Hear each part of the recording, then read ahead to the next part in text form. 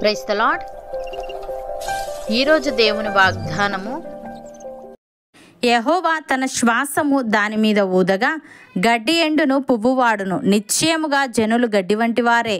గడ్డి ఎండిపోవును, దాని పువ్వు వాడిపోవును. మన దేవుని వాక్యము నిత్యము నిలుచును. యెషయా గ్రంథము 40వ అధ్యాయము 7వ వచనము 8వ వచనము. సహోదరి సహోదరులారా, మానవ చరిత్ర సారాంశం, అందులో కనిపించిన అహంకారం, ఆడంబరం, శోభ అంతా ఈ మాటల్లో ఇమిడి ఉన్నాయి. అయితే తరాలు గడిచిపోతూ ఉండగా గతించిపోనిది ఒకటి ఉంది. అదే దేవుని వాక్యము. ఒక మనిషి నమ్మకం పెట్టుకోవడానికి పాత్రమైనది, ఈ లోకమంతటిలోనూ శాశ్వతంగా నిలిచేది ఏదైనా ఉంది అంటే అది దేవుని వాక్యమే.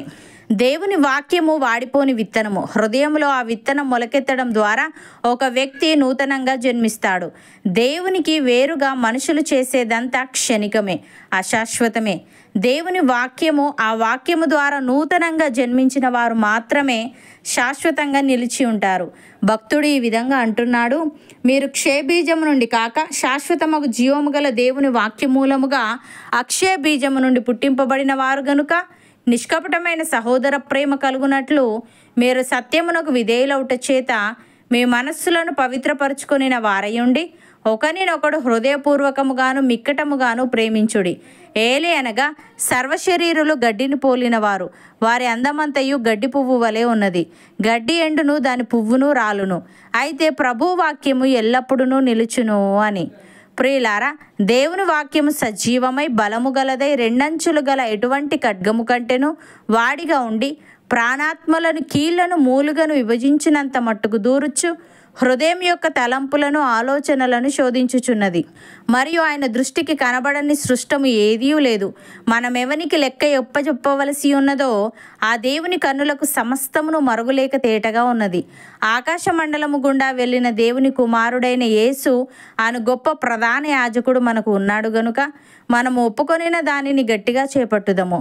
మన ప్రధాన యాజకుడు మన బలహీనతలందు మనతో సహానుభవము లేనివాడు కాడు గాని సమస్త విషయములలోనూ మన వలనే శోధింపబడినను ఆయన పాపము లేనివాడుగా ఉండెను. గనుక మనము కనికరింపబడి సమయోచితమైన సహాయము కొరకు కృప పొందునట్లు ధైర్యముతో కృపాసనము నొద్దకు చేరుదము.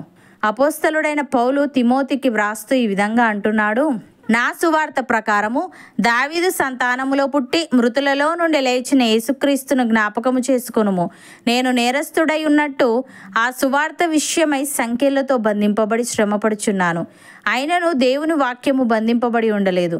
అందుచేత ఏర్పరచబడిన వారు నిత్యమైన మహిమతో కూడా క్రీస్తు యేసునందలి రక్షణ పొందవలనని నేను వారి కొరకు సమస్తము ఓర్చుకొనుచున్నాను.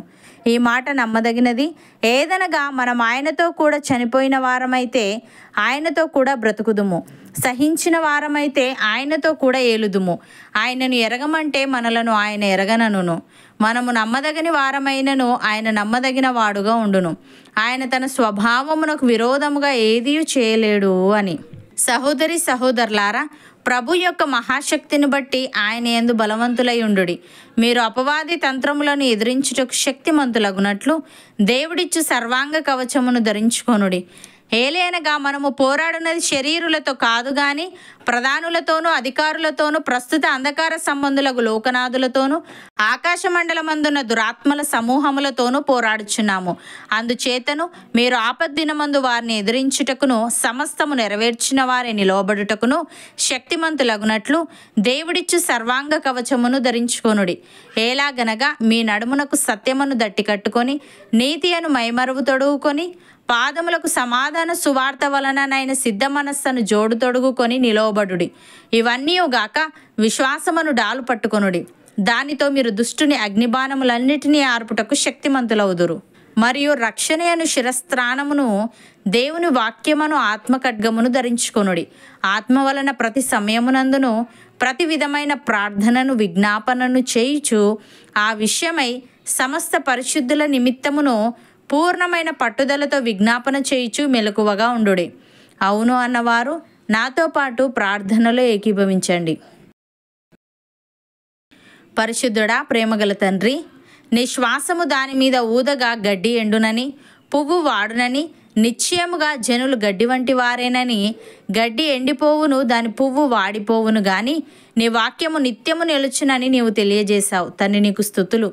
దేవా, మేము క్షయబీజము నుండి కాక శాశ్వతమగు జీవము గల నీ వాక్యమూలముగా అక్షయ బీజము నుండి పుట్టింపబడిన వారము గనుక నిష్కపటమైన సహోదర ప్రేమ కలుగునట్లు మేము సత్యమునకు విధేయులమౌట చేత మా మనస్సులను పవిత్రపరచుకొనిన వారమై ఉండి ఒకరినొకరము హృదయపూర్వకముగాను మిక్కటముగాను ప్రేమించే వారముగా ఉండుటకు సహాయము దయచేయమని. నీ దృష్టికి కనబడని సృష్టము ఏదీ లేదు గనుక నీ కన్నులకు సమస్తమును మరుగులేక తేటగా ఉన్నది గనుక మేము కనికరింపబడి సమయోచితమైన సహాయము కొరకు కృప పొందినట్లు ధైర్యముతో నీ కృపాసనము నొద్దకు చేరుటకు కృప చూపమని.